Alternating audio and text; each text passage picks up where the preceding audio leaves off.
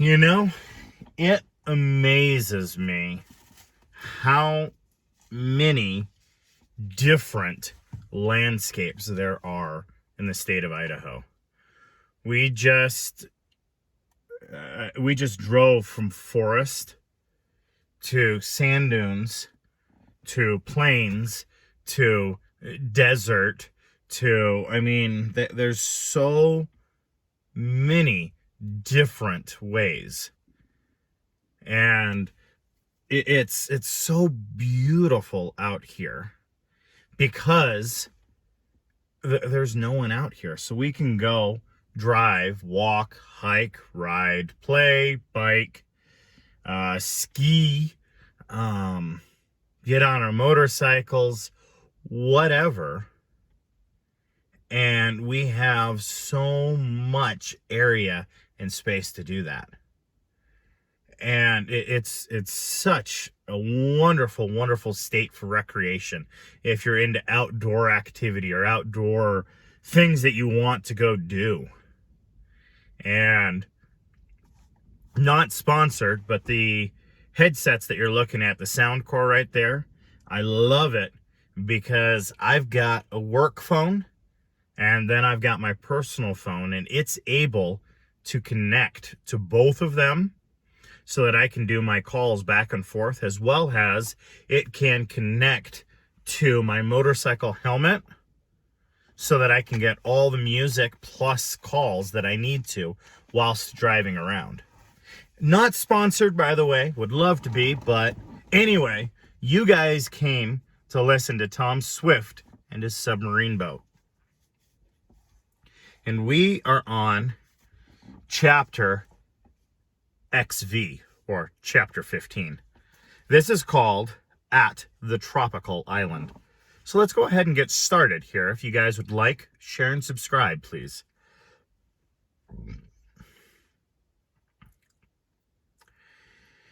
It was on the evening of the fourth day later that Captain Weston, who was steering the craft, suddenly called out, "Land ho!" "Where away?" inquired Tom quickly, for he had read that this was the proper response to make. "Dead ahead," answered the sailor with a smile. "Shall we make for it, if I may be allowed the question?" "What land is it likely to be?" Mr. Swift wanted to know. "Oh, some small tropical island," replied the seafaring man. "It isn't down on the charts. Probably it's too small to note. I should say it was a coral island, but we may be able to find a spring of fresh water there, and some fruit." "Then we'll land there," decided the inventor. "We can use some fresh water, though our distilling and ice apparatus does very well." They made the island just at dusk and anchored in a little lagoon where there was a good depth of water. "Now for shore," cried Tom as the submarine swung around on the chain. "It looks like a fine place. I hope there are coconuts and oranges here." "Shall I get out the electric launch, Dad?" "Yes, you may, and we'll all go ashore. It will do us good to stretch our legs a bit." Carried in a sort of pocket on the deck of the submarine was a small electric boat capable of holding 6. It could be slid from the pocket or depression into the water without the use of davits, and, with Mr. Sharp to aid him, Tom soon had the little craft afloat. The batteries were already charged, and just as the sun was going down, the gold seekers entered the launch and were soon on shore. They found a good spring of water close at hand, and Tom's wish regarding the coconuts was realized, though there were no oranges. The lad took several of the delicious nuts, and breaking them open, poured the milk into a collapsible cup he carried, drinking it eagerly. The others followed his example and pronounced it the best beverage they had tasted in a long time. The island was a tropical one, not very large, and it did not appear to have been often visited by man. There were no animals to be seen, but myriads of birds flew here and there amid the trees, the trailing veins and streams of moss. "Let's spend a day here tomorrow and explore it," proposed Tom, and his father nodded in assent.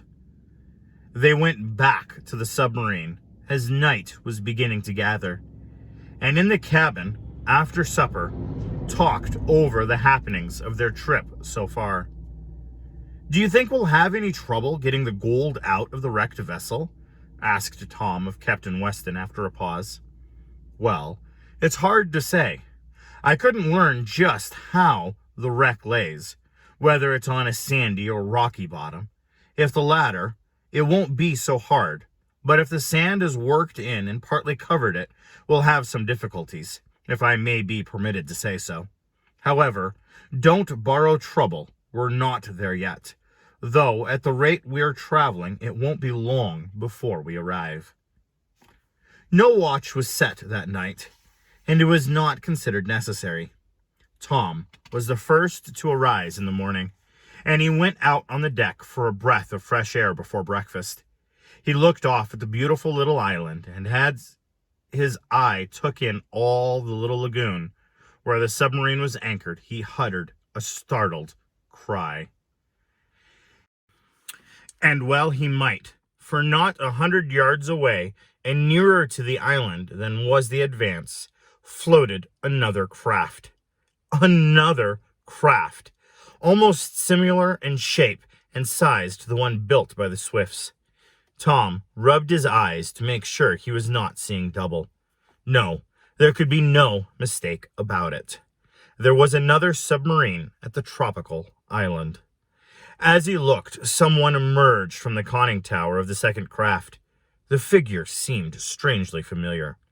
Tom knew in a moment who it was. Addison Berg. The agent saw the lad too, and taking off his cap and making a mocking bow, he called out, "Good morning! Have you got the gold yet?"